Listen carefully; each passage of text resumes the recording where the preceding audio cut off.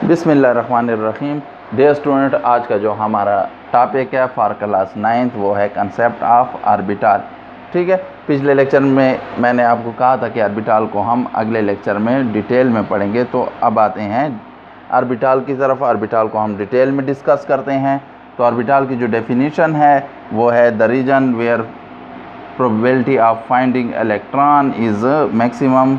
ठीक है, यानी ऑर्बिटल वो रीजन है जहाँ पर आप इलेक्ट्रॉन को अगर ढूंढेंगे तो उसके इम्कानात वहाँ पर ज़्यादा होंगे मिलने के। ठीक है, जिस तरह आप किसी स्टूडेंट को किसी स्कूल में तलाश कर रहे हैं तो आप क्या करेंगे, आप उसके अगर आपको क्लास उसकी मालूम है कि वो क्लास 7 का है, 6 का है या 8 का है, सो ऑन किस क्लास का है, तो आप उसी क्लास में डायरेक्ट जाएंगे, ना कि आप प्लेग्राउंडों में उसको या आप उसको लैब में या आप उसको लाइब्रेरी में ढूंढेंगे। तो सबसे पहले आप क्या कहेंगे, उसके क्लास में जाएंगे। ठीक है, क्योंकि वहाँ पर उसके इम्कानात चांसेस ज़्यादा हैं। तो इसी तरह इलेक्ट्रॉन के भी इम्कानात एक ख़ास रीजन में ज़्यादा होते हैं जिसमें वो रिवॉल्व कर रहा होता है न्यूक्लियस के गिर्द, और उस ख़ास रीजन को क्या कहते हैं, हम ऑर्बिटल कहते हैं।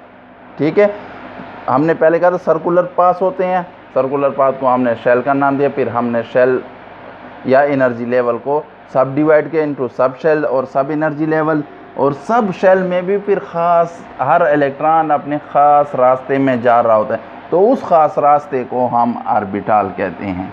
ठीक है, तो अगर हम आए कि किन सब शेल में कितने ऑर्बिटल होते हैं, क्योंकि हर में मुख्तलिफ है। ठीक है, सबसे पहले हमारे पास एस सब शेल है, तो उसमें क्या कितने ऑर्बिटल हैं, एक ही ऑर्बिटल है। पी में कितने ऑर्बिटल हैं स्टूडेंट्स, पी में 3 ऑर्बिटल है, यानी P X, P Y and P Z. और डी की तरफ अगर आए तो डी में हमारे पास जो हैं वो कितने सब शेल्स हैं, ऑर्बिटल्स हैं डी सब शेल में, वो 5 ऑर्बिटल्स हैं, जिनको हम D Z square, D X square, Y square, D X Y, D X Z and D Y Z. ठीक है, ये इनकी क्या है, जो रास्तों के कोऑर्डिनेट्स के साथ ताल्लुक़ है, या वो किस कोऑर्डिनेट में, तो उसके हमने उसी तरह इनको नाम असाइन किए हैं। एफ सब शेल जो है उसमें 7 ऑर्बिटल्स होते हैं, वो कॉम्प्लिकेटेड हैं, इसलिए हम यहाँ पर उसको डिटेल में डिस्कस नहीं करेंगे। सही है, आपके लेवल से ये थोड़ा आगे की बात है। अब आते हैं कि एक ऑर्बिटल में मैक्सिमम कितने इलेक्ट्रॉन एकोमोडेट हो सकते हैं। तो एक ऑर्बिटल में मैक्सिमम 2 इलेक्ट्रॉन एकोमोडेट हो सकते हैं। ठीक है, 2 से ज़्यादा नहीं आ सकते एक ऑर्बिटल में। अब आते हैं सब शेल में कि फिर जो हमारे पास S, P, D and F सब शेल हैं, तो उनमें कितने कितने टोटल या मैक्सिमम इलेक्ट्रॉन आ सकते हैं, एकोमोडेट हो सकते हैं।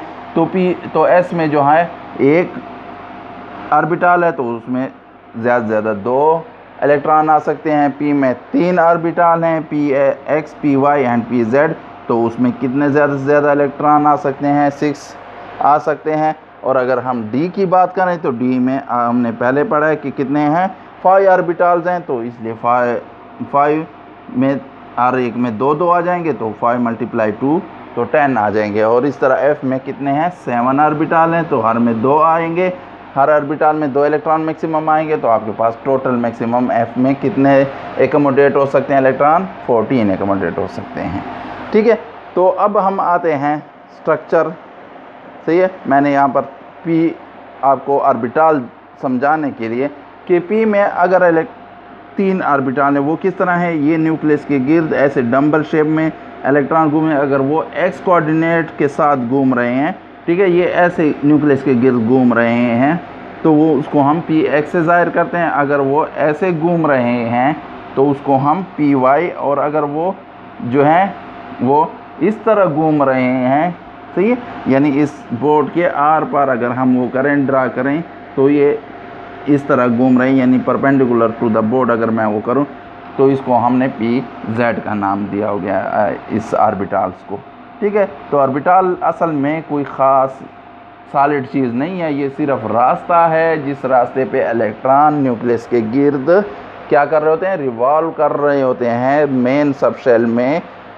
सही है, तो उसको हम क्या कहते हैं, ऑर्बिटल। वहाँ पर आपको इलेक्ट्रॉन मिलने के चांसेस ज़्यादा होते हैं, क्योंकि वो इतने स्पीड के साथ रिवॉल्व कर रहे होते हैं कि आप अगर उस रास्ते में एक पॉइंट मुख्तस कर लें तो वो सेकंड में आपको कई बार वहाँ पर वो टकराएगा।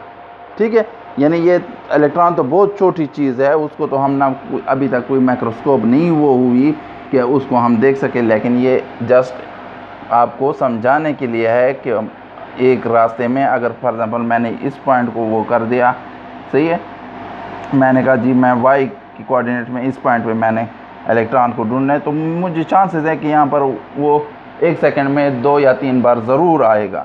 ठीक है, तो यहाँ पर उसके मिलने अगर मैंने यहाँ पर कर दिया तो ये तो ठीक है, तो ये रास्ता जो है यहाँ पर जिस पॉइंट को भी आप करेंगे इस रास्ते में तो आपको क्या है, इलेक्ट्रॉन मिलने की इम्कानात ज़्यादा है। इस रास्ते को हम क्या कहते हैं, ऑर्बिटल कहते हैं। ठीक है, तो ये आपका कंसेप्ट हो गया ऑर्बिटल। इंशाल्लाह नेक्स्ट लेक्चर में हम फिर इलेक्ट्रॉनिक कन्फिग्रेशन पढ़ेंगे सब शेल में, और फिर शेल में भी साथ वो करेंगे।